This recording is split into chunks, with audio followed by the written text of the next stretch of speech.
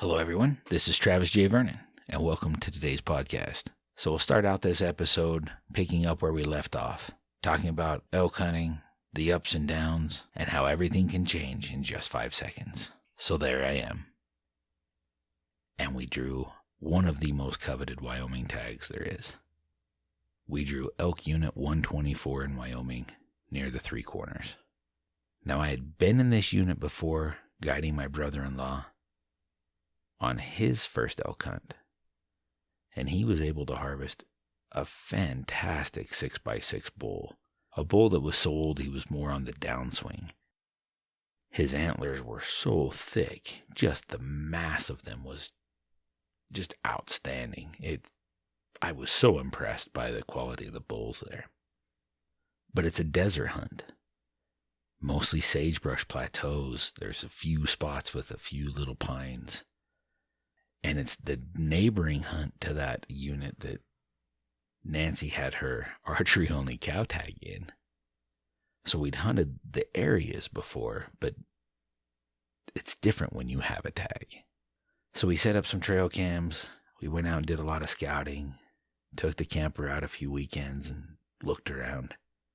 Then the opening week rolled around. Nancy and I took a bunch of time off work and we get out there. And on the opening day, we seen 9 bulls in the first 2 hours. A couple decent bulls. But because we had drawn this coveted tag, we had both decided we were going to shoot the biggest bulls we'd ever shot. That can be dangerous. When you start looking for trophy quality animals, you pass a lot of bulls. And that's what we did. We passed 9 bulls that very first morning. And then we never saw another elk for 2 days. I don't know where they went. I honestly don't. There's juniper areas. The elk we did see, those 9 bulls from the previous mornings, were all smaller bulls and they were still in bachelor groups. The rut hadn't started yet, and Nancy and I both decided we were wasting our time. Let's come back in the heat of the rut, usually around the 3rd week of September. I think my favorite time for elk hunting is the 16th of September through the end of September. That time period, there's typically elk bugling, chasing cows. If nothing else, they tell you where they are. So even though we had these coveted tags, we were hunting public land. So we head back out to the unit the night of the 20th of September. We scout that night, don't hear a single bugle, don't find very many elk. There's quite a few people out there driving around. We ran into some people that were just looking for wild horses. Some folks were hunting antelope. Some folks were hunting mule deer. And we were getting more and more frustrated. We weren't doing as well as I had 2 years ago. It was exceptionally warm and dry. There'd been very little rain. And on the night of the 21st, we're driving back to our camper. And out of the corner of my eye, in this little tiny patch of pines, I see a tan shape moving towards the pines at last light. Bring the binoculars up, and from about 4 miles away, I can tell he's a nice bull. And he steps into the pines and vanishes. So I tell Nancy, it was definitely a good bull, definitely a shooter bull. We should go try for him first thing in the morning. And if that doesn't work out, then we'll just come back during the rifle season, because our tag went a very long time. So we had all the way until the month of November to hunt this unit. And it's one of those units that's a winter range area for the elk, so we know that there's a lot of elk going to be coming onto the unit once it does finally start to cool off. So that next morning we get up there super early, drive in as close as we can to that area without spooking anything, and then we start hiking in on this little 2-track heading towards where we'd last seen that bull, hoping to hear a bugle or see some elk moving around. We get to about 200 yards from where we'd seen that bull, and all of a sudden there's a bugle. I look at Nancy, she looks at me, we both get that grin. Ooh, they're here. We continue to sneak down the 2-track, crest a small ridge, and I see a couple of cows move into the trees. I can hear the bull bugling, so I throw a bugle back at him, and he screams as a reply. Just a massive challenge bugle. Nancy gets set up. I move back behind her about 80 yards. Some cow calls, he bugles. Cow call, he bugles. Scream a bugle at him, he bugles back. But he never closes the gap. He's got cows. He doesn't want to come to where we are. His challenge is if we want to fight, we can come over there. So I look at Nancy and I say, okay, we're going to move up. Let's try and get a little closer. So we sneak down the draw and up the other side. Now we're within about 100 yards. The bull's moving his cows up a small draw, and he's just over the ridge from us.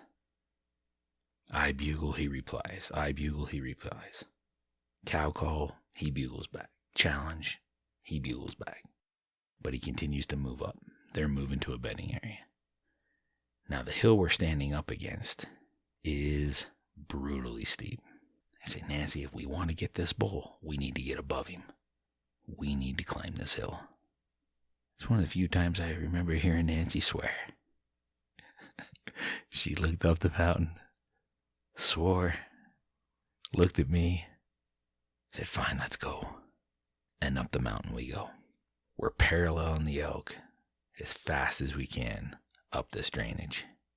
Now we're below these massive cliffs in this very thin section of pines.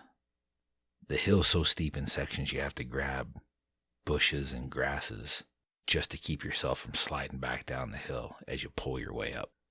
We get up above the elk, and we're next to this boulder that's about the size of a home. And we're sneaking down this little game trail, and I see an elk in front of me, maybe 30 yards. So I tell Nancy to get ready. She drops down, and I'm expecting the bull and more cows to come right up in front of us. I slide back behind us, and all of a sudden, Nancy swallows wrong and starts to cough and choke. And I look back at her with just absolute panic in my eyes. And no elk run away, and they just keep moving. Keep hearing them step, but they don't come towards us. And I look at her, and she's kind of got that sadness in her eyes, like, I know I just ruined this. I'm like, we still have a chance. Let's move up above. Let's go up this next little ridge and get up above them again. So we hoof it as quick as we can up the next little ridge. And as we come over the top of the next little ridge, there's another series of great big house-sized boulders. And we're sneaking slowly around one of them. And all of a sudden, there's the bull. I range him at about 50 yards in front of us. He's raking a 6-inch pine tree that's tipped over and throwing the tree up and down and left and right and just screaming and yelling. And I bugle at him and he bugles back and he keeps raking and he's running around moving his cows. And he starts to move towards us. And I tell Nancy to get ready. And when I tell her to get ready, she drops down into a sitting position. And I look at her and I'm like, what are you doing? And she said, I can shoot better from sitting position. I said, he's staring right at us. So the bull's getting more and more nervous. And he turns and he starts to go to our right. At this point, he's 30 yards from us. So he goes into some heavier cover behind a rock. And Nancy's able to get back up onto her feet to get a shot. But he's moving straight away. So I scream another bugle at him, cow call again. He stops, but he doesn't come back. And then one of his cows crosses the trail in front of us and goes down towards our left. Now the bull's still on the right-hand side of the trail, and she's feeding past me on my left-hand side. And I cow call, and she replies to my cow call.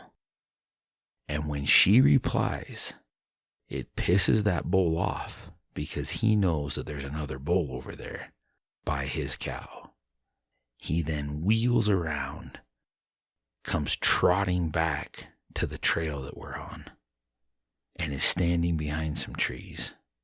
And his cow calls again. Just that little meow that cow elk make. And he takes a step out, tilts his head back to bugle. And I say, can you get a... And that's as far as I got. and that crossbow bolt smacks home. Whack! The bull turns, walks back into the trees where he was standing a moment ago, and I look at Nancy and say, was it a good shot?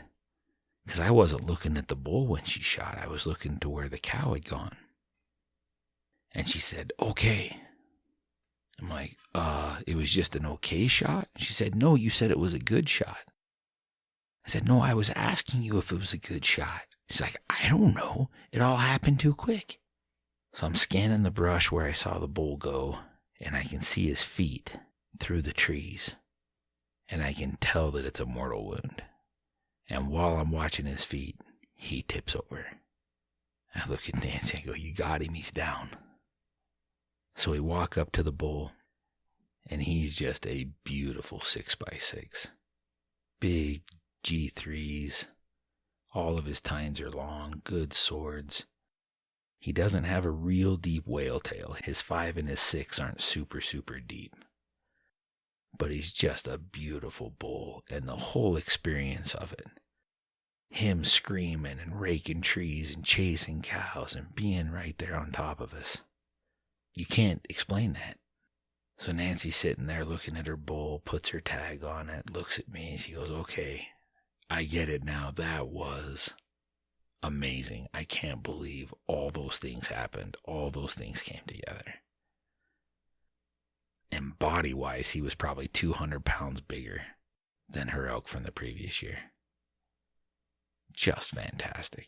What a hunt. Thank goodness that little cow was on the other side, helped us out. Such an amazing hunt.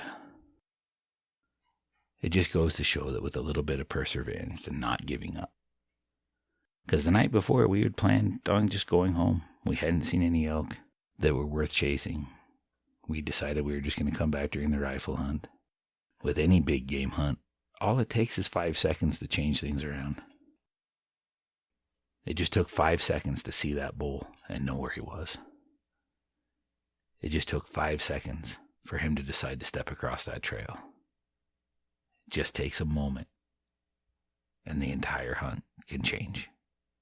Now it can change for the worse, too. It just took a few seconds to cow call and stop that elk in the wrong spot. 3 years previous to this hunt. But this one was spectacular. Right up until the point that we had to pack him down that super, super steep hill. The pack out was pretty tough. Even though it was downhill, it was one of the worst pack outs I think I've ever had. Just brutal. But the look on Nancy's face when she got that last pack of meat down to the road with the pile of all the rest, and seeing her pack out her elk, the smile on her face, just spectacular. What a hunt. That's why my wife and I like to bow hunt together. The experiences we get to share. And every time we cook up a piece of that elk, we look back at those experiences. The moment that she coughed and thought she'd ruined the hunt. The moment that she sat down in front of the bull that I thought she'd ruined the hunt. And then when she made that great shot. So the pin she used was about 10 yards off. So she hit him pretty low, but it ended up being a heart shot. Her broadhead went in one side and outside of the heart. We have a beautifully full freezer now. And all those memories on top of it. Such a great time.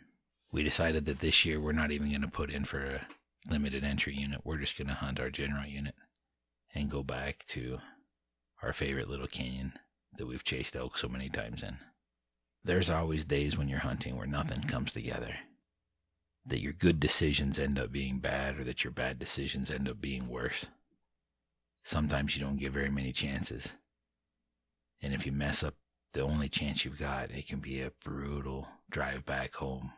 And that following year, all you can think about is how you would have done it differently. But always remember, the worst hunt can become the best hunt in just 5 seconds. Keep at it, stay positive, and sometimes everything comes together. The pursuit is exciting. The pack out and butchering is just pure work. But the meals and memories are exquisite. So get out there and live your stories.